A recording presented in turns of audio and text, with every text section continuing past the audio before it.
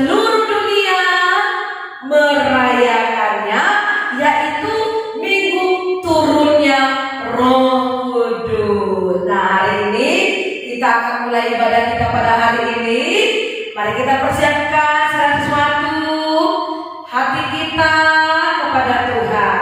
Oleh sebab itu, mari kita bersaat teduh ya. Kita sambil berdoa dalam hati masing-masing ya adik-adik.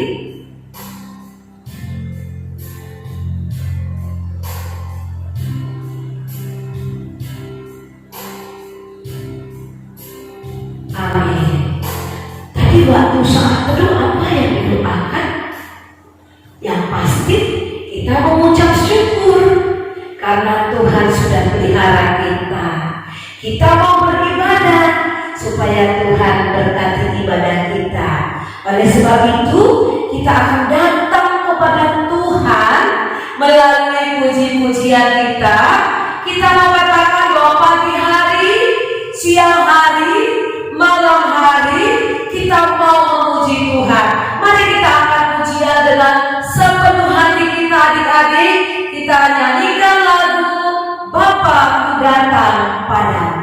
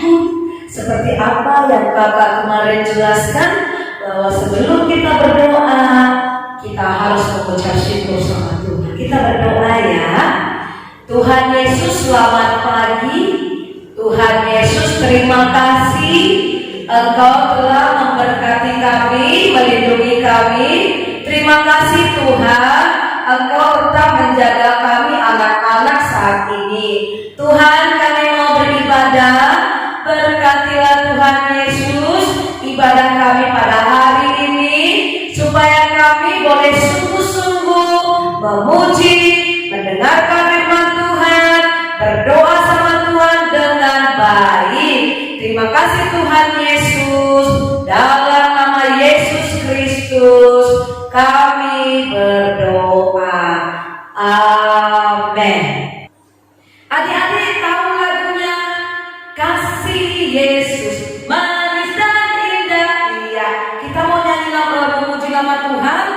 Mari semuanya bangkit berdiri. Kemudian setelah kita nyanyi lagu Kasih Yesus, kita akan berjalan serta Yesus. Semua bangkit berdiri, tidak ada yang duduk, semua bangkit berdiri. Kita mau memuji Tuhan dengan sukacita. Kita akan nyanyikan lagu ini dengan gembira ya adik-adiknya. Ayo Kakak Fani.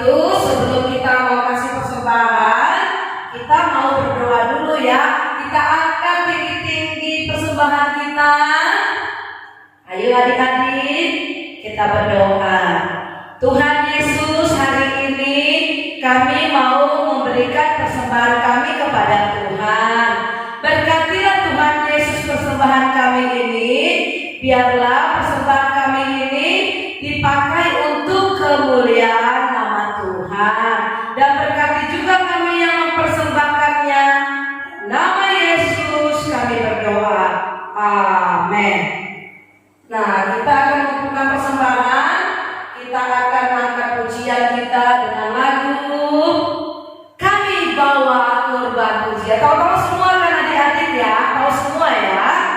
Oke.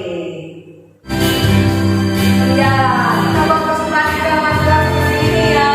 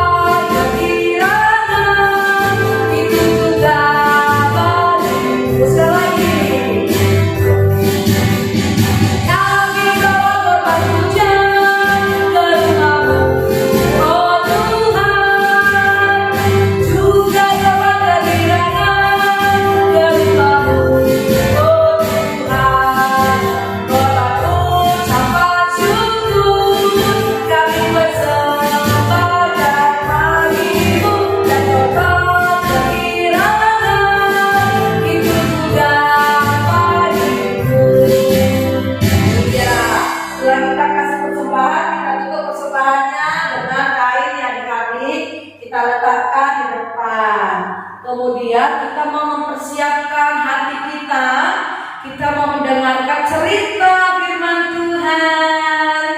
Pada hari ini Alkitabnya ayo diangkat dulu tinggi-tinggi. Sudah dibawa Alkitabnya sayang? Iya, semua sudah bawa ya. Oke, sebelum kita mendengarkan firman Tuhan, kita mengangkat satu pujian kepada Tuhan karena hari ini adalah hari Pentakosta. Oleh sebab itu, kita akan menari-nari di dalam Tuhan. Kalau kakak katakan menari, kita menari. Kalau kata-kata nanti melompat, kita harus melompat. Oke adik-adik? Iya, kita nyanyi ya.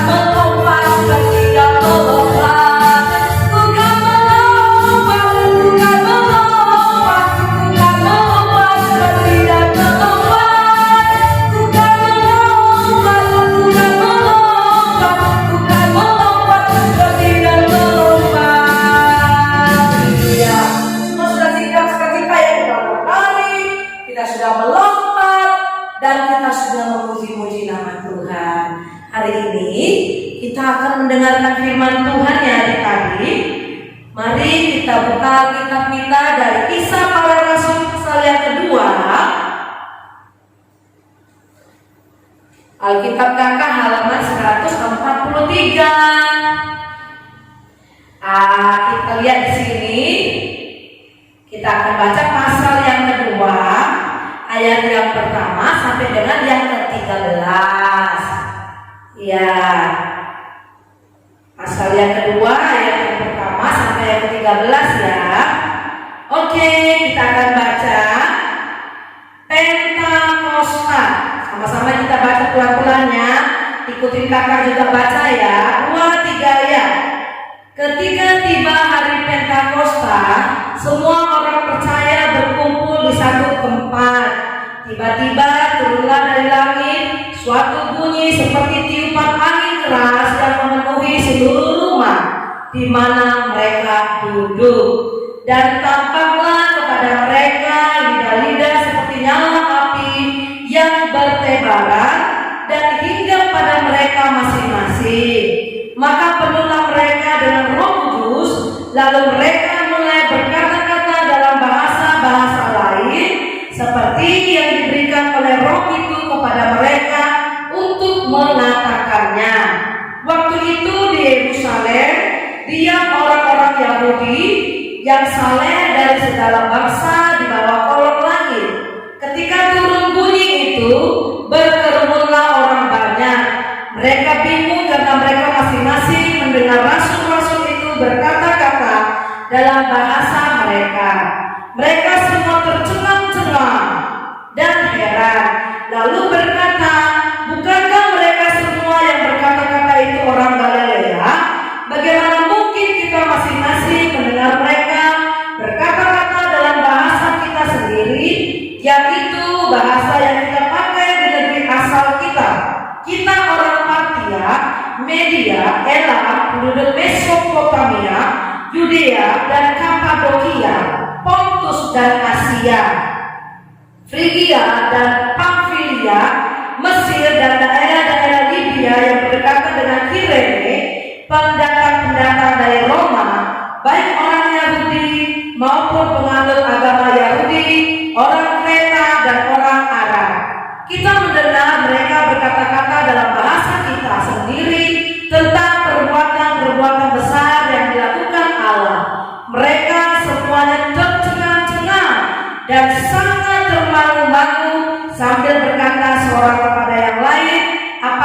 Karantina ini, tetapi orang lain menyindir mereka sedang mabuk oleh anggur manis. Nah, sebelum kakak cerita, ada sebuah video yang mau kita lihat dulu ya adik-adik. Mari kita saksikan.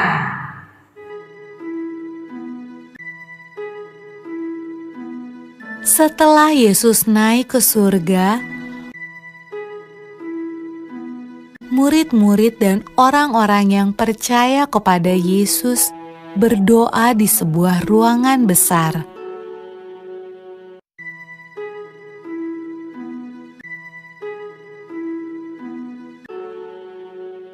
Lalu, sesuatu yang menakjubkan terjadi. Awalnya terdengar seperti tiupan angin yang kencang.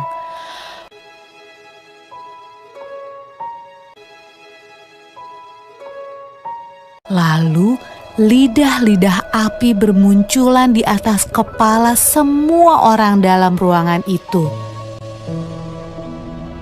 Roh Tuhan datang, dan semua orang mulai berbicara dengan bahasa yang berbeda-beda.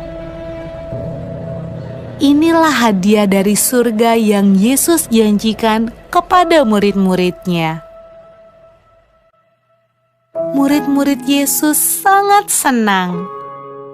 Roh Tuhan datang untuk hidup bersama mereka dan menolong mereka.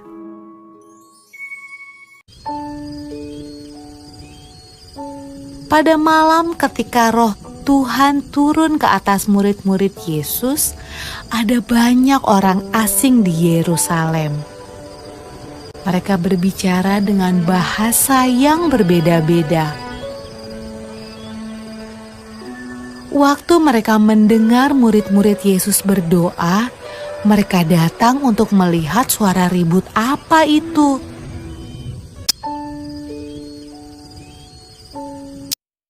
Mereka menemukan murid-murid Yesus sedang menceritakan perbuatan Yesus yang ajaib.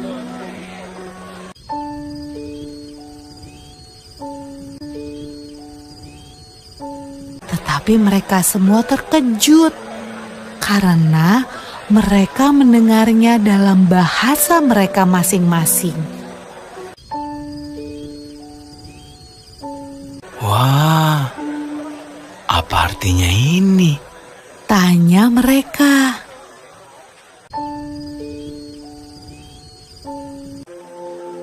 Roh Kudus selalu membantu semua orang yang mengikut Tuhan Yesus sampai sekarang. Iya, semua sudah melihat dan menyaksikannya. Iya, pasti kita sudah tahu ya apa itu Pentakosta.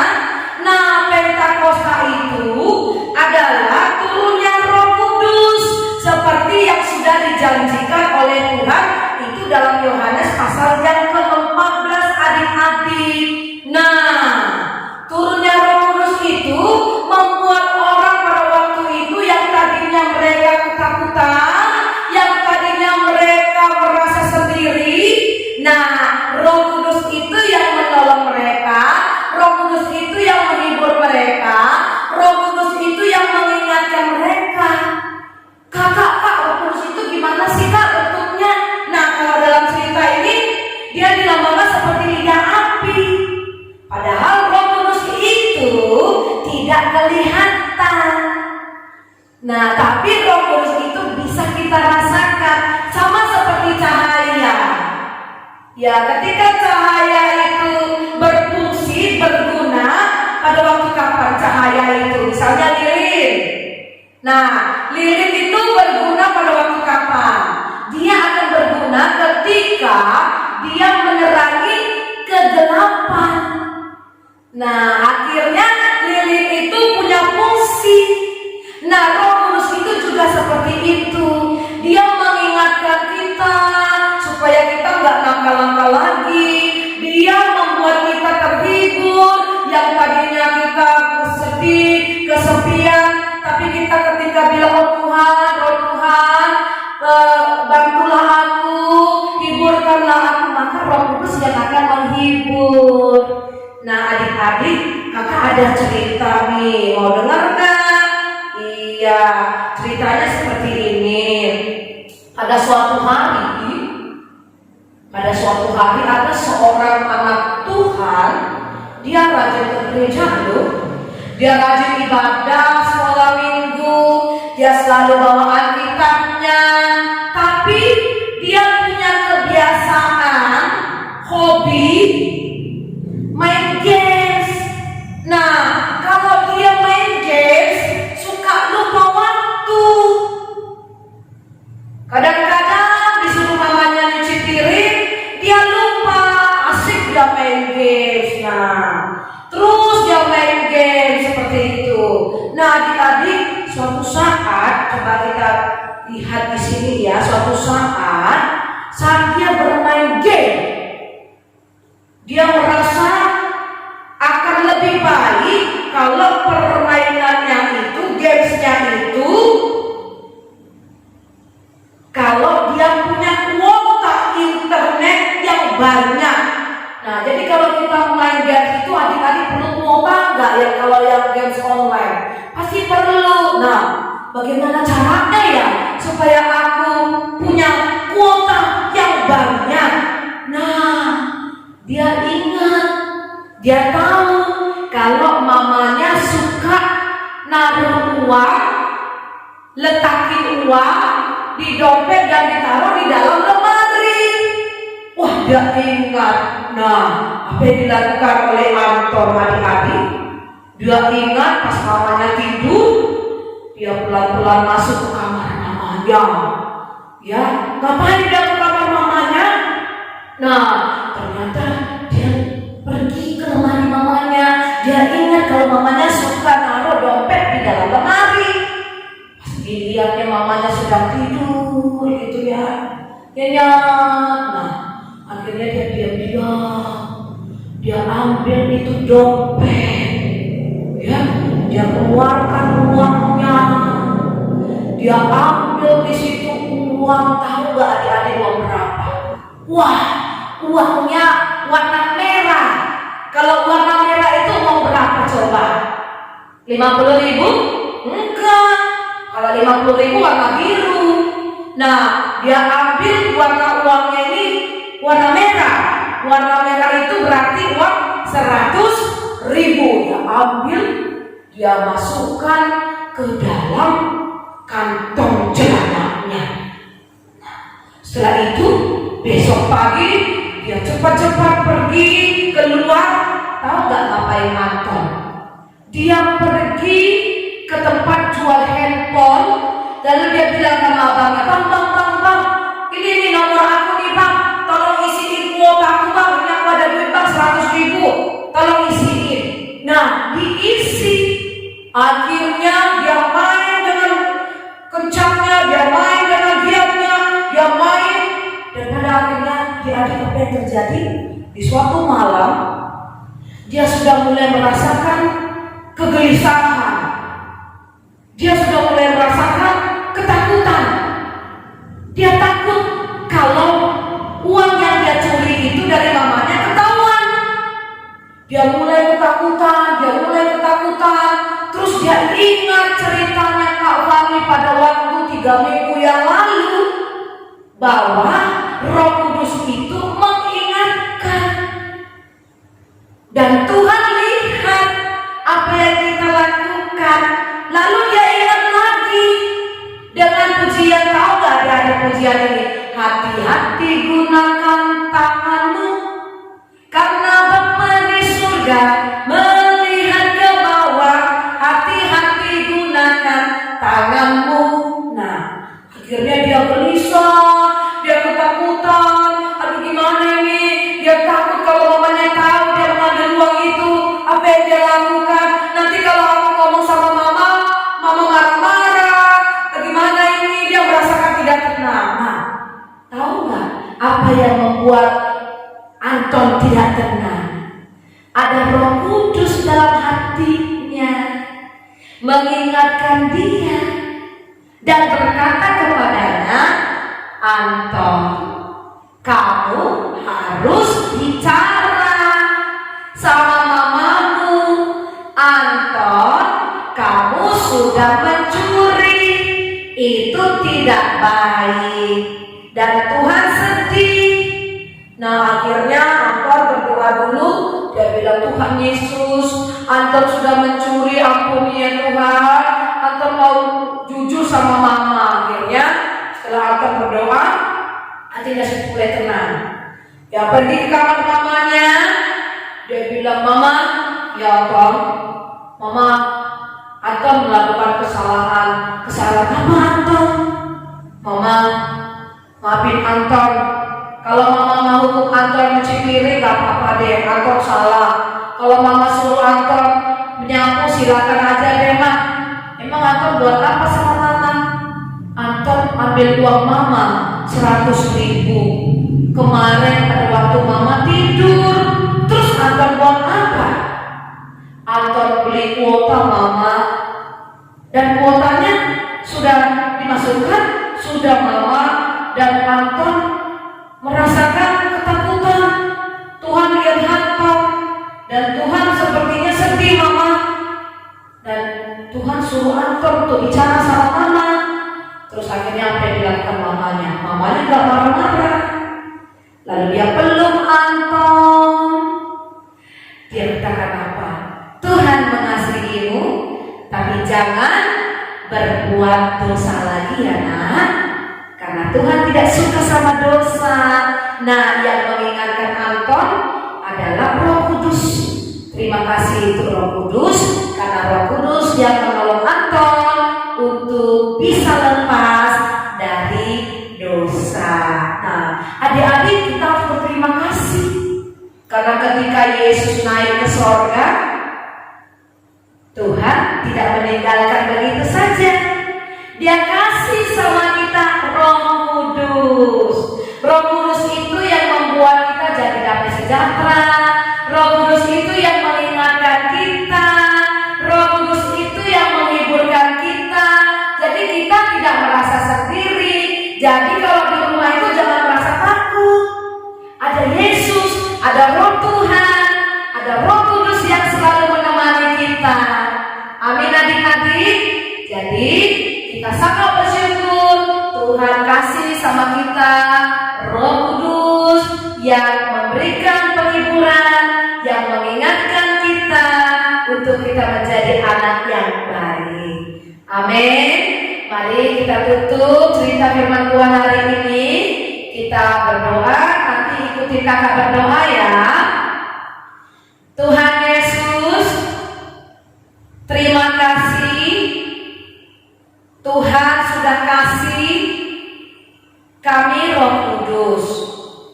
Tuhan Yesus, biarlah Roh Kudus yang selalu mengingatkan kami, Roh Kudus yang menghibur kami, Roh Kudus yang menguatkan kami, Roh Kudus yang menghibur kami. Terima kasih untuk hari ini. Kami semuanya memperingati hari Pentakosta. Terima kasih Tuhan Yesus. Dalam nama Tuhan Yesus Kristus kami berdoa. Amin. Adik-adik, kita akan mengakhiri ibadah kita hari ini. Ayo, lipatnya. Mari kita sama-sama mengucapkan doa Bapa kami. 2, 3, ya. Bapa kami yang di sorga, dikuduskanlah namamu, datanglah kerajaanmu, jadilah kehendak-mu di bumi seperti di sorga. Berikanlah kami pada hari ini makanan kami yang secukupnya, dan ampunilah kami akan kesalahan kami, seperti kami juga mengampuni orang yang bersalah kepada kami. Dan janganlah membawa kami dalam pencobaan, tetapi lepaskanlah kami daripada yang jahat, karena Engkau yang mempunyai kerajaan dan kuasa dan kemuliaan sampai selama-lamanya. Amin. Mari kita terima berkat dari Tuhan melalui hamba-Nya. Buka tangannya lebar-lebar. Maka anugerah Tuhan kita Yesus Kristus, kasih sayang Allah Bapa, dan persekutuan daripada Roh Kudus, itulah yang menyertai kita semua, menyertai papa mama, keluarga kita, Indonesia, gereja kita hari ini sampai selama-lamanya. Amin. Bapa, terima kasih. Bapa, terima kasih. Bapa, terima kasih. Bapa di dalam surga, ku berterima kasih. Amin. Kita berdoa dalam hati kita masing-masing adik-adik. Kita bersaat teduh. Amin. Shalom adik-adik, kita sudah selesai ibadah kita pada hari ini. Kita akan bertemu nanti minggu depan ya. Dengan sukacita, kita bawa Alkitab kita bawa hati kita untuk memuliakan Tuhan. Dan jangan lupa, kita tetap harus berdoa untuk Indonesia,